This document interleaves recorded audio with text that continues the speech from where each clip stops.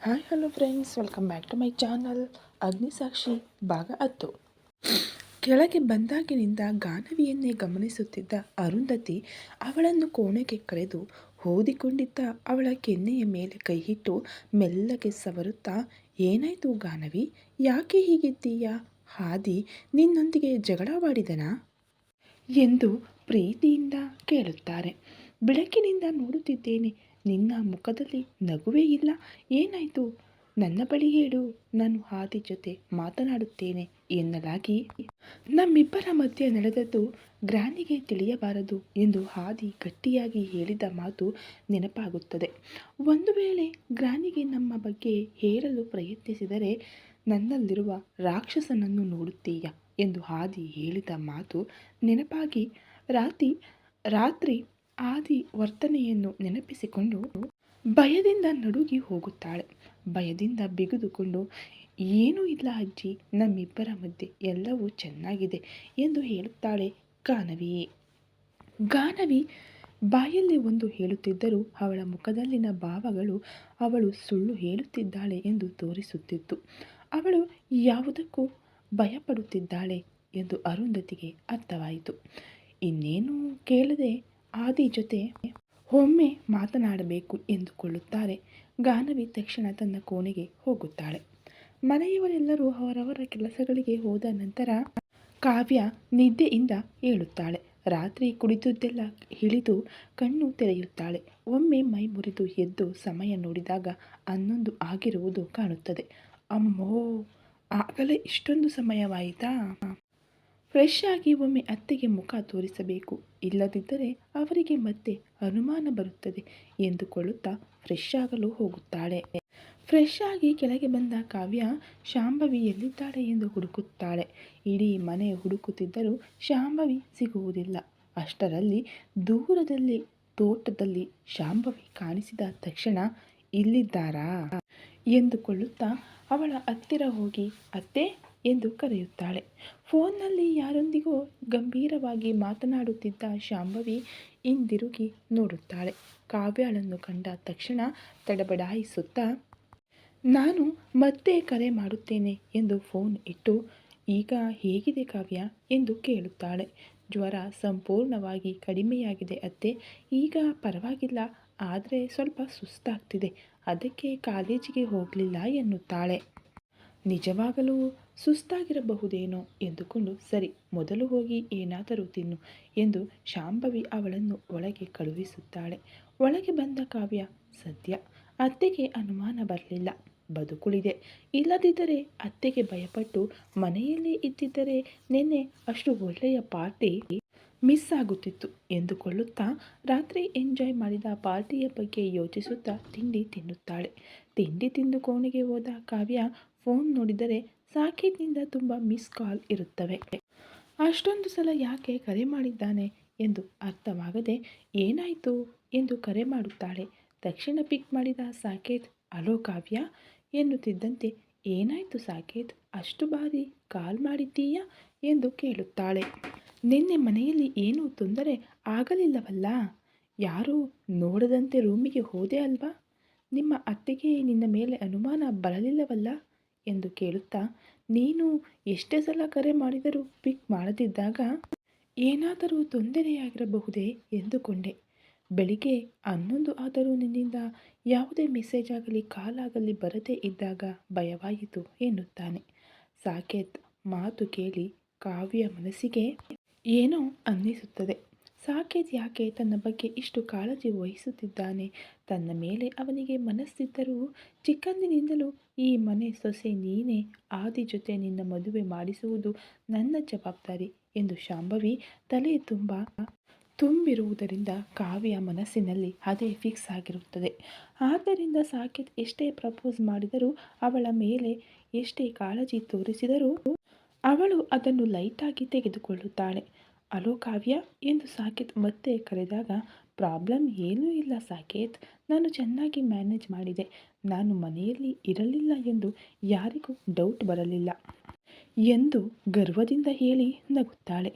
ಸರಿ ಬಾಯ್, ನಾನು ಇಡುತ್ತೇನೆ, ಮತ್ತೆ ಅತ್ತೆ ಬಂದರೆ ಸಮಸ್ಯೆಯಾಗುತ್ತದೆ ಎಂದು ಹೇಳಿ ಫೋನ್ ಇಡುತ್ತಾಳೆ. ಆಫೀಸ್ಗೆ ಹೋದ ಆದಿ ಮೀಟಿಂಗ್ ಹಾಲ್ನಲ್ಲಿ ಹೊಸ ಪ್ರಾಜೆಕ್ಟ್ ಬಗ್ಗೆ ನಡೆಯುತ್ತಿರುವ ಚರ್ಚೆಯಲ್ಲಿ ಬ್ಯುಸಿಯಾಗಿರುತ್ತಾನೆ. ಅದು ತುಂಬ ಮುಖ್ಯವಾದ ಪ್ರಾಜೆಕ್ಟ್ ಆಗಿದ್ದರಿಂದ ಅದನ್ನು ಸರಿಯಾದ ಸಮಯಕ್ಕೆ ಮುಗಿಸಬೇಕೆಂದು ಸಿಬ್ಬಂದಿಗೆ ಎಚ್ಚರಿಕೆ ನೀಡುತ್ತಾನೆ. ಕೆಲಸದ ವಿಷಯದಲ್ಲಿ ಆದಿ ನಿಜವಾಗಲೂ ತುಂಬ ಸ್ಟ್ರಿಕ್ಟ್. ಯಾರ ನಿರ್ಲಕ್ಷ್ಯವನ್ನು ಕ್ಷಮಿಸುವುದಿಲ್ಲ. ಮೀಟಿಂಗ್ ನಂತರ ತನ್ನ ಕ್ಯಾಬಿನ್ನಲ್ಲಿ ಮತ್ತೆ ಕೆಲಸದಲ್ಲಿ ಮುಳುಗುತ್ತಾನೆ. ಲಂಚ್ ಟೈಮ್ ಆದಾಗ ದೀಪಕ್ ಅಲ್ಲಿಗೆ ಬರುತ್ತಾನೆ. ಲಂಚ್ ಟೈಮ್ ಆದರೂ ಲೆಕ್ಕಿಸದೆ ಕೆಲಸದಲ್ಲಿ ಮುಳುಗಿರುವ ಆದಿಯನ್ನು ನೋಡಿ, ಲೈ, ಪ್ರಾಜೆಕ್ಟ್ ಮುಖ್ಯವೇ, ಆದರೆ ಅದಕ್ಕಾಗಿ ಊಟ ನಿದ್ದೆ ಬಿಟ್ಟು ಕೆಲಸ ಮಾಡುವ ಅವಶ್ಯಕತೆ ಇಲ್ಲ. ಮೊದಲು ಊಟ ಮಾಡೋಣ ಬಾ ಎಂದು ಹೇಳುತ್ತಾನೆ. ಅಷ್ಟರಲ್ಲಿ ಡ್ರೈವರ್ ಮನೆಯಿಂದ ಕ್ಯಾರಿಯರ್ ತರುವುದರಿಂದ ಇಬ್ಬರು ಕೈ ತೊಳೆಯಲು ಹೋಗುತ್ತಾರೆ. ನಂತರ ಪ್ಯೂನ್ ಬಂದು ಇಬ್ಬರಿಗೂ ಬಡಿಸುತ್ತಾನೆ. ಅಂದಿನ ಮೆನುವಿನಲ್ಲಿ ಬೇಳೆ ಫ್ರೈ ಜೊತೆಗೆ ಎಣ್ಣೆಗಾಯಿ ಬದನೆಕಾಯಿ ನೋಡಿ ದೀಪಕ್ ಖುಷಿಯಾಗುತ್ತಾನೆ. ವಾವ್, ಎಣ್ಣೆಗಾಯಿ ಎನ್ನುತ್ತಾ ಆತುರದಿಂದ ತಿನ್ನುತ್ತಿದ್ದ ದೀಪಕ್ಗೆ ಇದು ಸೀತಮ್ಮನ ಅಡುಗೆಯಲ್ಲ, ಇವತ್ತು ಯಾರೋ ಬೇರೆಯವರು ಮಾಡಿದ್ದಾರೆ ಎಂದು ಅರ್ಥವಾಗುತ್ತದೆ. ವಾವ್, ಅಮೇಜಿಂಗ್ ಟೇಸ್ಟ್ ಎನ್ನುತ್ತಾ ಬಾಯಿ ಚಪ್ಪರಿಸಿಕೊಂಡು ತಿನ್ನುತ್ತಾನೆ. ಆದಿ, ನಿಮ್ಮ ಮನೆಯಲ್ಲಿ ಯಾರಾದರೂ ಹೊಸ ಅಡುಗೆಯವರು ಸೇರಿದ್ದಾರಾ? ಸೀತಮ್ಮನ ಕೈ ರುಚಿ ಹೀಗಿರುವುದಿಲ್ಲವಲ್ಲ, ಟೇಸ್ಟ್ ಮಾತ್ರ ಸೂಪರ್ ಆಗಿದೆ ಎನ್ನುತ್ತಾ ತಿನ್ನುತ್ತಾನೆ. ಬೆಳಿಗ್ಗೆ ಗಾನವಿಯ ಅಡುಗೆ ರುಚಿ ನೋಡಿದ್ದ ಆದಿಗೆ ಇದು ಅವಳೇ ಮಾಡಿದ್ದು ಎಂದು ಸುಲಭವಾಗಿ ಅರ್ಥವಾಗುತ್ತದೆ. ನಿಜವಾಗಲೂ ರುಚಿಯಾಗಿದ್ದರಿಂದ ಆದಿ ಕೂಡ ಚೆನ್ನಾಗಿ ತಿನ್ನುತ್ತಾನೆ. ಲೈ, ನಾನು ಕೇಳಿದ್ದಕ್ಕೆ ಉತ್ತರ ಹೇಳಲೇ ಇಲ್ಲ. ಯಾರಾದರೂ ಹೊಸ ಅಡುಗೆಯವರನ್ನ ಅಥವಾ ಶೆಫ್ನನ್ನ ನೇಮಿಸಿದ್ದೀಯಾ ಎಂದು ಮತ್ತೆ ಕೇಳುತ್ತಾನೆ ದೀಪಕ್. ಇಲ್ಲ ಎಂದು ಮಾಮೂಲಿಯಾಗಿ ಹೇಳಿದಾಗ ಮತ್ತೆ ಈ ಅಡುಗೆ ಯಾರು ಮಾಡಿದ್ದು? ಇಷ್ಟು ದಿನ ನಿಮ್ಮ ಮನೆಯಿಂದ ಬಂದ ಕ್ಯಾರಿಯರ್ ತಾನೇ ನಾನು ತಿನ್ನುತ್ತಿದ್ದೆ. ಇಷ್ಟು ರುಚಿಯಾಗಿ ಯಾವತ್ತೂ ಯಾರೂ ಮಾಡಿರಲಿಲ್ವಲ್ಲ ಎಂದು ಕೇಳಿದ್ದಕ್ಕೆ ಆ ಅಡುಗೆ ಗಾನವಿ ಮಾಡಿದ್ದು ಎಂದು ಆದಿ ಸಹಜವಾಗಿ ಹೇಳುತ್ತಾನೆ. ಆಹಾ, ನನ್ನ ತಂಗಿ ಕೈಯಲ್ಲಿ ನಿಜವಾಗಲೂ ಅಮೃತವಿದೆ ಕಣೋ. ಅವಳಲ್ಲಿ ಅನ್ನಪೂರ್ಣೆ ನೆಲೆಸಿದ್ದಾಳೆ. ನೀನು ಎಷ್ಟೇ ಆದರೂ ಅದೃಷ್ಟವಂತ ಭಾವ. ಅವಳ ಕೈ ಅಡುಗೆಯನ್ನು ಜೀವನವಿಡೀ ತಿನ್ನುತ್ತಾ ಬದುಕಬಹುದು ಎಂದು ಗಾನವಿಯನ್ನು ಹೊಗಳುತ್ತಾ ಊಟ ಮುಗಿಸುತ್ತಾನೆ ದೀಪಕ್ ಮಾತನಾಡುತ್ತಿರುವಾಗ ಮೌನವಾಗಿದ್ದ ಆದಿ ಮುಗ್ಧವಾದ ಗಾನವಿಯ ಮುಖವನ್ನು ನೆನಪಿಸಿಕೊಳ್ಳುತ್ತಾನೆ. ನಿಜವಾಗಲೂ ಅವಳಿಗೆ ಹಣದ ಹುಚ್ಚಿದೆಯೇ? ಆಸ್ತಿಗಾಗಿಯೇ ನನ್ನನ್ನು ಮದುವೆಯಾದಳೇ? ಹಾಗಿದ್ದರೆ ನಾನು ಎಷ್ಟೇ ಮಾತನಾಡಿದರೂ ತಿರುಗಿ ಒಂದು ಮಾತನ್ನು ಆಡಲಿಲ್ಲವೇಕೆ? ಅವಳು ನಿಜವಾಗಲೂ ಆಸ್ತಿಗಾಗಿಯೇ ಮದುವೆಯಾಗಿದ್ದರೆ ಈಗ ಮದುವೆಯಾಗಿದೆ. ಇನ್ನು ಅವಳು ನನ್ನ ಮಾತುಗಳನ್ನು ಸಹಿಸಿಕೊಳ್ಳುವ ಅವಶ್ಯಕತೆ ಇರಲಿಲ್ಲ. ಅದು ಅಲ್ಲದೆ ಬೆಳಿಗ್ಗೆ ಬೇಗ ಎದ್ದು ನನ್ನ ಕೆಲಸಗಳೆಲ್ಲವನ್ನು ಅವಳೇ ಮಾಡಿದಳು. ನಾನು ಹೊಡೆದ ಏಟಿಗೆ ಕೆನ್ನೆ ಊದಿಕೊಂಡಿದ್ದರೂ ಯಾರಿಗೂ ನನ್ನ ಬಗ್ಗೆ ಒಂದು ಮಾತನ್ನು ಹೇಳಲಿಲ್ಲ. ಡ್ಯಾಡಿ ಹಣ ಕೊಡಲು ಬಂದಾಗಲೂ ಬೇಡ ಎಂದಳು. ನಿಜವಾಗಲೂ ಹಣದ ಆಸೆ ಇದ್ದಿದ್ದರೆ ತಕ್ಷಣ ತೆಗೆದುಕೊಳ್ಳಬೇಕಿತ್ತಲ್ಲವೇ? ಬೆಳಿಗ್ಗೆ ಎಲ್ಲರಿಗೂ ಅಡುಗೆ ಮಾಡುವ ಅವಶ್ಯಕತೆ ಕೂಡ ಅವಳಿಗೆ ಇರಲಿಲ್ಲ. ನನ್ನ ಕೆಲಸ ಮಾತ್ರ ಮಾಡಲು ಹೇಳಿದ್ದೆ, ಆದರೆ ಎಲ್ಲರಿಗೂ ಮಾಡಿದಳು. ಅವಳ ಚಿಕ್ಕಮ್ಮ ಹೇಳಿದ ಹಾಗೆ ಅವಳು ರಾಣಿ ಭೋಗ ಅನುಭವಿಸಬೇಕೆಂದಿದ್ದರೆ ಇವೆಲ್ಲವನ್ನೆಲ್ಲ ಮಾಡುವ ಅವಶ್ಯಕತೆ ಇರಲಿಲ್ಲ. ಗ್ರ್ಯಾನಿ ಹತ್ತಿರ ಹೇಳಿದ್ದರೆ ಅವರೇ ಕೆಲಸದವರ ಕೈಯಲ್ಲಿ ಮಾಡಿಸುತ್ತಿದ್ದರು. ಏನೋ ಈ ಹುಡುಗಿ ಅಂದುಕೊಳ್ಳುತ್ತಾ ಆ ಹುಡುಗಿಯ ಬಗ್ಗೆ ಕೆಲವು ವಿವರಗಳನ್ನು ಕಳುಹಿಸಿದ್ದೇನೆ, ಚೆಕ್ ಮಾಡು ಎಂದು ಹೇಳಿ ದೀಪಕ್ ತನ್ನ ಕ್ಯಾಬಿನ್ಗೆ ಹೋಗುತ್ತಾನೆ. ಅಲ್ಲಿಗೆ ಗಾನವಿಯ ಬಗ್ಗೆ ಯೋಚಿಸುವುದು ಬಿಟ್ಟು ಆದಿ ಮತ್ತೆ ತನ್ನ ಕೆಲಸದಲ್ಲಿ ಮುಳುಗುತ್ತಾನೆ. ಮನೆಯಲ್ಲಿ ಶಾಂಭವಿ ತನ್ನ ರೂಮಿಗೆ ಹೋಗಿ ಬಾಗಿಲು ಹಾಕಿಕೊಂಡು ಯಾರಿಗೋ ರಹಸ್ಯವಾಗಿ ಫೋನ್ ಮಾಡುತ್ತಾಳೆ. ಆಗಲೇ ಕಾವ್ಯ ಬಂದಿದ್ದರಿಂದ ಕಟ್ ಮಾಡಿದ ಶಾಂಭವಿ ಮತ್ತೆ ಫೋನ್ ಮಾಡಿ ಅವಳ ಬಗ್ಗೆ ಏನಾದರೂ ವಿಷಯ ತಿಳಿದಿದೆಯಾ? ಅವಳು ಯಾರು? ಅವಳ ತಂದೆ ತಾಯಿ ಯಾರು? ಎಲ್ಲವನ್ನು ಕಂಡು ಹಿಡಿಯಲು ಹೇಳಿದ್ದನಲ್ಲ ಎಂದು ಕೇಳುತ್ತಾಳೆ. ನಾವು ಅದೇ ಕೆಲಸದಲ್ಲಿದ್ದೇವೆ ಮೇಡಮ್, ಆದರೆ ಇನ್ನೂ ಕೆಲವು ದಿನ ಸಮಯ ಬೇಕು. ಅವಳು ಯಾರೆಂದು ಇನ್ನೂ ಪೂರ್ತಿ ವಿವರ ಸಿಕ್ಕಿಲ್ಲ ಎಂದು ಆ ಕಡೆಯಿಂದ ವ್ಯಕ್ತಿ ಹೇಳುತ್ತಾನೆ. ಇನ್ನೂ ಎಷ್ಟು ದಿನ ಬೇಕು ನಿಮಗೆ? ಎಷ್ಟು ಹಣ ಬೇಕಾದರೂ ಕೊಡುತ್ತೇನೆ. ಆದಷ್ಟು ಬೇಗ ಅವಳ ವಿವರಗಳನ್ನೆಲ್ಲ ಕಂಡುಹಿಡಿಯಿರಿ ಎಂದು ಹೇಳಿ ಫೋನ್ ಇಡುತ್ತಾಳೆ. ಅಸಲಿಗೆ ಈ ಗಾನವಿ ಯಾರು? ಅಷ್ಟು ಅವಸರವಾಗಿ ಯಾರಿಗೂ ಹೇಳದೆ ಈ ಮುದುಕಿ ಆದಿ ಜೊತೆ ಏಕೆ ಮದುವೆ ಮಾಡಿದಳು?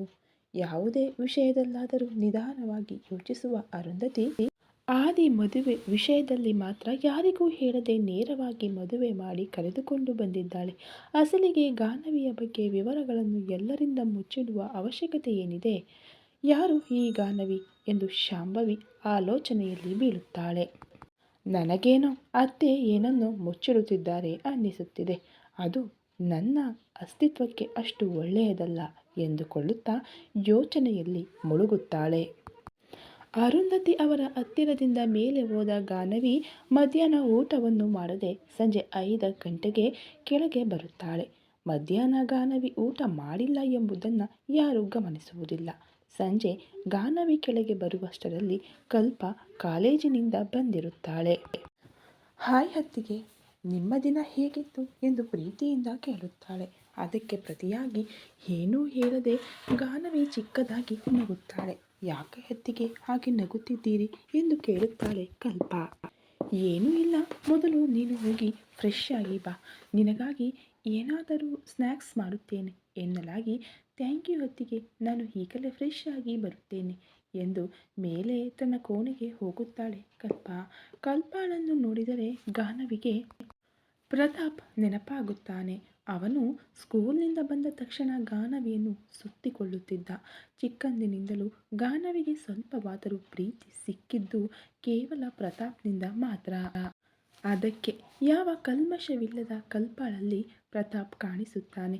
ಅವಳ ಕಣ್ಣಲ್ಲಿ ನೀರು ತುಂಬುತ್ತದೆ. ಅದನ್ನು ಯಾರಿಗೂ ಕಾಣದಂತೆ ಒರೆಸಿಕೊಂಡು ಕಲ್ಪಾಳಿಗಾಗಿ ಸ್ನ್ಯಾಕ್ಸ್ ಮಾಡಲು ಅಡುಗೆ ಮನೆಗೆ ಹೋಗುತ್ತಾಳೆ. ಅಡುಗೆ ಮನೆಗೆ ಹೋದ ಗಾನವಿ ಈರುಳ್ಳಿ ಕಟ್ ಮಾಡಿ ಕಡಲೆ ಹಿಟ್ಟು ಕಲಸಿ ಈರುಳ್ಳಿ ಪಕೋಡ ಮಾಡಿ ಕಲ್ಪಾಳಿಗಾಗಿ ತರುತ್ತಾಳೆ. ಕೆಳಗೆ ಬಂದ ಕಲ್ಪ ಗಾನವಿ ಮಾಡಿದ ಪಕೋಡ ನೋಡಿ ವಾವ್, ಆನಿಯನ್ ಪಕೋಡ ಎಂದು ತಿನ್ನುತ್ತಾ ಮಧ್ಯದಲ್ಲಿ ಗಾನವಿ ಬೇಡವೆಂದರೂ ಅವಳಿಗೂ ತಿನ್ನಿಸುತ್ತಾ ಕಾಲೇಜಿನಲ್ಲಿ ನಡೆದ ವಿಷಯಗಳನ್ನೆಲ್ಲ ಹೇಳುತ್ತಾ ಕಾಲ ಕಳೆಯುತ್ತಾಳೆ. ಅವಳು ಕಾಲೇಜಿನಲ್ಲಿ ಫ್ರೆಂಡ್ಸನ್ನು ಹೇಗೆ ರೇಗಿಸುತ್ತಾಳೆ, ಕೆಲವರನ್ನು ಹೇಗೆ ಅಳಿಸುತ್ತಾಳೆ ಎಂದು ಹೇಳುತ್ತಾ ತನ್ನ ರೌಡಿಸಂ ಬಗ್ಗೆಯೂ ಹೇಳುತ್ತಾಳೆ. ಎಲ್ಲವನ್ನು ಕೇಳಿಸಿಕೊಂಡ ಗಾನವಿ ಕಲ್ಪಾಳ ಮಾತುಗಳಿಗೆ ನಗುತ್ತಾಳೆ. ತನಗೂ ತಂದೆ ತಾಯಿ ಇದ್ದಿದ್ದರೆ ಹೀಗೆಯೇ ಎಲ್ಲರ ಜೊತೆ ತರಲೆ ಮಾಡುತ್ತಾ ಖುಷಿಯಾಗಿ ಇರುತ್ತಿದ್ದನೋ ಏನೋ. ಆದರೆ ತನಗೆ ಆ ಅವಕಾಶ ಇಲ್ಲದಂತೆ ಮಾಡಿದ ಆ ದೇವರು. ಖುಷಿಯಾಗಿ ಫ್ರೆಂಡ್ಸ್ ಜೊತೆ ಇರುವುದಿರಲಿ ಕನಿಷ್ಠ ಅವಳಿಗಾಗಿ ಯಾರಾದರೂ ಮನೆಗೆ ಬಂದರೆ ಕೂಡ ಅವಳ ಚಿಕ್ಕಮ್ಮ ಒಪ್ಪುತ್ತಿರಲಿಲ್ಲ. ಯಾವಾಗಲೂ ಏನಾದರೂ ಕೆಲಸ ಹೇಳುತ್ತಲೇ ಇರುತ್ತಿದ್ದಳು. ಓದಿಕೊಳ್ಳುತ್ತೇನೆ ಎಂದರೆ ಬೈಯುತ್ತಿದ್ದಳು. ಅತಿ ಕಷ್ಟದ ಮೇಲೆ ಅಕ್ಕಪಕ್ಕದವರು ಹೇಳಿದ್ದರಿಂದ ಊರಿನ ಸರ್ಕಾರಿ ಶಾಲೆಯಲ್ಲಿ 10ನೇ ತರಗತಿಯವರೆಗೆ ಓದಲು ಬಿಟ್ಟರು. 10ನೇ ಕ್ಲಾಸ್ನಲ್ಲಿ ಒಳ್ಳೆ ಮಾರ್ಕ್ಸ್ ಬಂದರೂ ನಂತರ ಕಾಲೇಜಿಗೆ ಹೋಗಲು ಒಪ್ಪಲಿಲ್ಲ. ಒಳ್ಳೆ ಮಾರ್ಕ್ಸ್ ಬಂದಿದೆ ಅಲ್ವಾ, ಕಾಲೇಜಿಗೆ ಕಳುಹಿಸಬಹುದಲ್ಲ ಎಂದು ಕೇಳಿದವರ ಬಳಿ ಒಂದು ವೇಳೆ ಇವಳು ಕಾಲೇಜಿಗೆ ಹೋಗಿ ಯಾರನ್ನಾದರೂ ಪ್ರೀತಿಸಿ ಅವರ ಜೊತೆ ಓಡಿ ಹೋದರೆ ಯಾರದು ಜವಾಬ್ದಾರಿ ಎಂದು ಹೇಳಿ ನನ್ನನ್ನು ಓದಿಸಿ ಎಂದು ಹೇಳಿದವರ ಬಾಯಿ ಮುಚ್ಚಿಸುತ್ತಿದ್ದಳು. ಆದ್ದರಿಂದ ಗಾನವಿ ಚಿಕ್ಕಮ್ಮನ ಬಾಯಿಗೆ ಹೆದರಿ ಯಾರೂ ಏನೂ ಹೇಳುತ್ತಿರಲಿಲ್ಲ.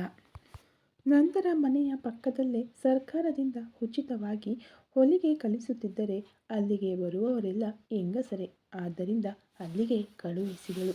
ಅದು ಕೂಡ ತನ್ನ ಸ್ವಾರ್ಥಕ್ಕೋಸ್ಕರವೇ. ತಾನು ಹೊಲಿಗೆ ಕಲಿತ ನಂತರ ಅಕ್ಕಪಕ್ಕದವರು ಏನೇ ಹೊಲಿಯಲು ಕೊಟ್ಟರೂ ಅದರಿಂದ ಬಂದ ಹಣವನ್ನೆಲ್ಲ ಅವಳೇ ತೆಗೆದುಕೊಳ್ಳುತ್ತಿದ್ದಳು.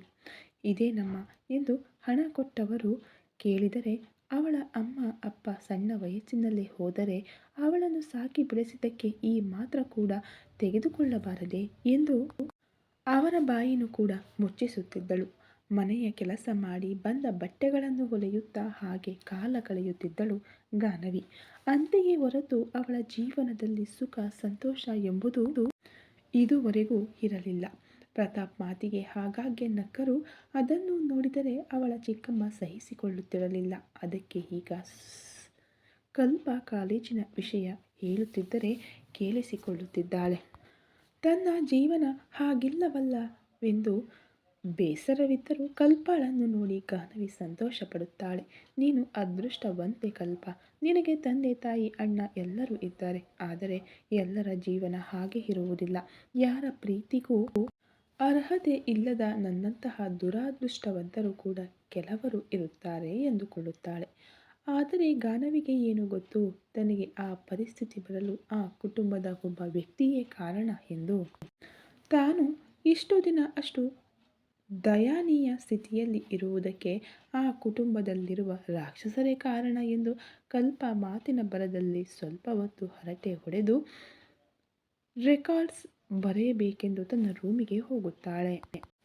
ಅಲ್ಲಿಂದ ಸ್ವಲ್ಪ ಹೊತ್ತು ತೋಟಕ್ಕೆ ಹೋಗಿ ತಣ್ಣನೆಯ ಗಾಳಿ ಬೀಸುತ್ತಿದ್ದರೆ ಹಾಯಾಗಿ ಅಲ್ಲಿನ ಬೆಂಚ್ ಮೇಲೆ ಕುಳಿತು ನಿದ್ದೆಗೆ ಜಾರುತ್ತಾಳೆ ಗಾನವಿ. ತೋಟದಲ್ಲಿರುವ ಅವಳನ್ನು ಯಾರೂ ಗಮನಿಸುವುದಿಲ್ಲ. ರಾತ್ರಿ ಹಾದಿ ಹೊಡೆದ ಏಟಿಗೆ ಬೆಳಿಗ್ಗೆಯಿಂದ ಮೈ ಕೈ ನೋವಿದ್ದರೂ ಲೆಕ್ಕಿಸದೆ ಕೆಲಸ ಮಾಡುತ್ತಿದ್ದರಿಂದ ಗಾನವಿಗೆ ಲೈಟಾಗಿ ಜ್ವರದ ಲಕ್ಷಣಗಳು ಕಾಣಿಸುತ್ತವೆ. ಮೈ ಸ್ವಲ್ಪ ಬಿಸಿಯಾಗಿರುತ್ತದೆ. ಅದಕ್ಕೆ ಸುಸ್ತಾಗಿ ಕುಳಿತಲ್ಲಿಯೇ ನಿದ್ದೆ ಹೋಗುತ್ತಾಳೆ. ರಾತ್ರಿ 7 ಆಗುತ್ತಿದ್ದಂತೆ ಗಾನವಿ ಎಲ್ಲಿದ್ದಾಳೆ ಎಂದು ಹುಡುಕುತ್ತಾ ಬಂದ ಸೀತಮ್ಮ ಅವಳು ತೋಟದಲ್ಲಿ ಕಾಣಿಸಿದ ತಕ್ಷಣ ಅತ್ತ ಕಡೆ ಬರುತ್ತಾರೆ. ಅಮ್ಮವ್ರೇ ಅಮ್ಮವ್ರೇ ಎಂದು ಎಬ್ಬಿಸಲಾಗಿ ನಿದ್ದೆಯಿಂದ ಎದ್ದ ಗಾನವಿ ತಾನು ಎಲ್ಲಿದ್ದೇನೆ ಎಂದು ನೋಡಿಕೊಂಡು ತಾನು ಇಲ್ಲಿದ್ದೇನಾ ಎಂದುಕೊಳ್ಳುತ್ತಾಳೆ. ತೋಟಕ್ಕೆ ಬಂದು ಸ್ವಲ್ಪ ಹೊತ್ತು ಕೂರೋಣ ಎಂದುಕೊಂಡು ಹಾಗೆ ನಿದ್ದೆ ಹೋಗಿದ್ದಾಳೆ ಎಂದು ಸೀತಮ್ಮನಿಗೆ ಅರ್ಥವಾಗುತ್ತದೆ. ಏನಮ್ಮ ಇಲ್ಲೇ ಮಲಗಿಬಿಟ್ಟಿದ್ದೀರಾ? ರೂಮ್ನಲ್ಲಿ ಮಲಗಬಹುದಿತ್ತು ಅಲ್ವಾ ಎನ್ನುತ್ತಿದ್ದರೆ ಹಾಗೆ ತೋಟದಲ್ಲಿ ಸ್ವಲ್ಪ ಹೊತ್ತು ನಡೆಯೋಣ ಎಂದು ಬಂದೆ ಸೀತಮ್ಮ. ತಣ್ಣನೆ ಗಾಳಿಗೆ ಹಾಗೆ ಕುಳಿತೆ. ತಿಳಿಯದೆ ನಿದ್ದೆ ಬಂತು ಎನ್ನಲಾಗಿ ಸಮಯ 7 ಆಯ್ತಮ್ಮ, ನೀವು ಎಲ್ಲಿದ್ದೀರಾ ಎಂದು ಇಡೀ ಮನೆ ಹುಡುಕಿದೆ. ಎಲ್ಲೂ ಕಾಣದಿದ್ದಾಗ ಇಲ್ಲಿಗೆ ಬಂದೆ. ಚಿಕ್ಕ ಯಜಮಾನರು ಬರುವ ಸಮಯವಾಯ್ತಮ್ಮ ಎನ್ನಲಾಗಿ ಅಯ್ಯೋ ಹೌದಾ, ಹಾಗಾದರೆ ಡಿನ್ನರ್ ಮಾಡಬೇಕು ಬನ್ನಿ ಸೀತಮ್ಮ ಎಂದು ಅವಸರ ಮಾಡುತ್ತಾ ಒಳಗೆ ಹೋಗುತ್ತಾಳೆ. ಒಳಗೆ ಹೋಗಿ ಅಡುಗೆಗೆ ಏನು ಮಾಡಬೇಕೆಂದು ತಿಳಿಯದೆ ಸೀತಮ್ಮ ಇವರು ರಾತ್ರಿ ಊಟಕ್ಕೆ ಏನು ತಿನ್ನುತ್ತಾರೆ ಎಂದು ಕೇಳುತ್ತಾಳೆ. ರಾತ್ರಿ ಹೊತ್ತು ಹೆಚ್ಚಾಗಿ ಅನ್ನ ತಿನ್ನಲ್ಲಮ್ಮ, ರೊಟ್ಟಿ ಚಪಾತಿ ತಿನ್ನುತ್ತಾರೆ ಎನ್ನಲಾಗಿ ಸರಿ ಎಂದು ತನಗೆ ಏನೇನು ಬೇಕೋ ಸೀತಮ್ಮನನ್ನು ಕೇಳಿ ತೆಗೆದುಕೊಂಡು ರೊಟ್ಟಿ ಪನ್ನೀರ್ ಕರಿ ತಯಾರು ಮಾಡುತ್ತಾಳೆ. ಎಲ್ಲ ರೆಡಿ ಮಾಡಿದ ನಂತರ ಸುಸ್ತಾಗಿ ಫ್ರೆಶ್ ಆಗಿ ಬರುತ್ತೇನೆ ಎಂದು ಮೇಲೆ ಹೋದ ಗಾನವಿ ಸ್ನಾನ ಮಾಡಿ ಬರುವಷ್ಟರಲ್ಲಿ ಲೈಟಾಗಿದ್ದ ಜ್ವರ ಹೆಚ್ಚಾಗಿ ಸೀರೆ ಉಟ್ಟುಕೊಂಡು ಕೆಳಗೆ ಹೋಗುವಷ್ಟು ಶಕ್ತಿ ಇಲ್ಲದೆ ಅಲ್ಲೇ ಸೋಫಾದಲ್ಲಿ ಮಲಗುತ್ತಾಳೆ. ಹಾಗೆ ಮಲಗಿದ ಗಾನವಿ ಆದಿ ಬಂದರೂ ಹೇಳುವುದಿಲ್ಲ. ಆಫೀಸ್ನಲ್ಲಿ ಕೆಲಸ ಹೆಚ್ಚಿದ್ದರಿಂದ ರಾತ್ರಿ 10 ಗಂಟೆಗೆ ಮನೆಗೆ ಬರುತ್ತಾನೆ ಆದಿ. ಅವನು ಬರುವಷ್ಟರಲ್ಲಿ ಎಲ್ಲರೂ ಊಟ ಮಾಡಿ ಅವರವರ ರೂಮ್ಗಳಿಗೆ ಹೋಗಿರುತ್ತಾರೆ. ಅಲ್ಲೇ ಇದ್ದ ಸೀತಮ್ಮ ಚಿಕ್ಕೇಜ್ಮನ್ರೆ ಫ್ರೆಶ್ ಆಗಿ ಬನ್ನಿ, ನಿಮಗೆ ಬಡಿಸುತ್ತೇನೆ ಎನ್ನುತ್ತಾರೆ. ಗ್ರಾನಿ ಊಟ ಮಾಡಿದರಾ ಎಂದು ಆದಿ ಕೇಳುತ್ತಾನೆ. ದೊಡ್ಡಮ್ಮ ಅವರು ಆಗಲೇ ಊಟ ಮಾಡಿದರು, ಊಟ ಮಾಡಿ ಮಾತ್ರೆ ಕೂಡ ತೆಗೆದುಕೊಂಡು ಮಲಗಿದರು ಎನ್ನುತ್ತಾರೆ ಸೀತಮ್ಮ. ಗಾನವಿ ಊಟ ಮಾಡಿದಳಾ ಇಲ್ಲವಾ ಎಂದು ಕೇಳಬೇಕೆಂದು ಇದ್ದರೂ ಯಾಕೋ ಕೇಳಲು ಮನಸ್ಸಾಗದೆ ಸರಿ ಫ್ರೆಶ್ ಆಗಿ ಬರುತ್ತೇನೆ ಎಂದು ಮೇಲೆ ಹೋಗುತ್ತಾನೆ. ಮೇಲೆ ಹೋದ ಆದಿ ಡೋರ್ ಓಪನ್ ಮಾಡಿದ ತಕ್ಷಣ ಸೋಫಾದಲ್ಲಿ ಗಾನವಿ ಮಲಗಿರುವುದು ಕಾಣಿಸುತ್ತದೆ. ಮುಗ್ಧ ಮುಖದಿಂದ ಸೋಫಾದಲ್ಲಿ ಮುದುರಿಕೊಂಡು ಮಲಗಿದ್ದ ಗಾನವಿಯನ್ನು ನೋಡಿದರೆ ತುಂಬ ಕ್ಯೂಟಾಗಿ ಕಾಣಿಸುತ್ತಾಳೆ. ಬಾಲ್ಕನಿ ಬಾಗಿಲು ತೆಗೆದಿದ್ದರಿಂದ ತಣ್ಣನೆಯ ಗಾಳಿ ಬೀಸುತ್ತಾ ಅವಳ ಮುಂಗೂದಲು ಹಾರುತ್ತಿದ್ದರೆ ತಿದ್ದಿ ತೀಡಿದ ಹುಬ್ಬುಗಳು, ಅವುಗಳ ಮಧ್ಯೆ ಚಿಕ್ಕ ಬೊಟ್ಟು, ಅದರ ಕೆಳಗೆ ಕುಂಕುಮ, ಸೀಮಂತದಲ್ಲಿ ಸಿಂಧೂರ, ಲೈಟ್ ಬೆಳಕಿಗೆ ಹೊಳೆಯುತ್ತಿರುವ ಚಿಕ್ಕ ಹರಳಿನ ಮೂಗುತಿ. ಒಮ್ಮೆಲೆ ಗಾಳಿ ಜೋರಾಗಿ ಬೀಸಿದ್ದರಿಂದ ಅವಳ ಸೊಂಟದ ಹತ್ತಿರ ಸೀರೆ ಸ್ವಲ್ಪ ಸರಿದು ಹಾಲಿನ ಕೆನೆಯಂತೆ ಬೆಳುಪಾಗಿರುವ ಸಣ್ಣ ಸೊಂಟ. ಅವಳ ಮೈಬಣ್ಣಕ್ಕೆ ಸ್ಕೈ ಬ್ಲೂ ಬಣ್ಣದ ಸೀರೆ ತುಂಬ ಅಂದವಾಗಿ ಕಾಣಿಸುತ್ತಿತ್ತು. ಮೈಮರೆತು ನಿದ್ದೆ ಮಾಡುತ್ತಿರುವ ಗಾನವಿಯನ್ನು ನೋಡುತ್ತಾ ಮನಸ್ಸು ವಶ ತಪ್ಪುತ್ತಿದ್ದರೆ ಬೇಡ ಆದಿ, ಅವಳ ಬಗ್ಗೆ ಪೂರ್ತಿ ತಿಳಿಯದೆ ನೀನು ಹೀಗೆ ವೀಕ್ ಆಗಬಾರದು ಎಂದುಕೊಳ್ಳುತ್ತಾನೆ. ಮೆಲ್ಲಗೆ ನಿದ್ದೆಯಲ್ಲಿ ಅಲುಗಾಡಿದಾಗ ಗಾನವಿಯ ಕುತ್ತಿಗೆಯಲ್ಲಿ ತಾನು ಕಟ್ಟಿದ ತಾಳಿ ಹೊರಗೆ ಬಂದು ಹಳದಿಯಾಗಿ ಮಿನುಗುತ್ತದೆ. ಅದು ಆದಿ ಕಣ್ಣಿಗೆ ಬಿದ್ದ ತಕ್ಷಣ ಅವಳು ನಿನ್ನ ಹೆಂಡತಿ, ನಿನಗೆ ಅವಳ ಮೇಲೆ ಎಲ್ಲ ಹಕ್ಕುಗಳಿವೆ ಎಂದು ಮನಸ್ಸು ಹೇಳುತ್ತಿದ್ದರೂ ಮೆಲ್ಲಗೆ ಅವಳ ಹತ್ತಿರ ಹೋಗುತ್ತಾನೆ. ಸ್ವಲ್ಪ ಬಾಗಿ ಅವಳ ಸಣ್ಣ ಸೊಂಟದ ಮೇಲೆ ಮೆಲ್ಲಗೆ ಕೈ ಹಾಕುತ್ತಾನೆ. ಈ ಕತೆ ಇನ್ನು ಮುಂದುವರೆಯಲಿದೆ ಫ್ರೆಂಡ್ಸ್.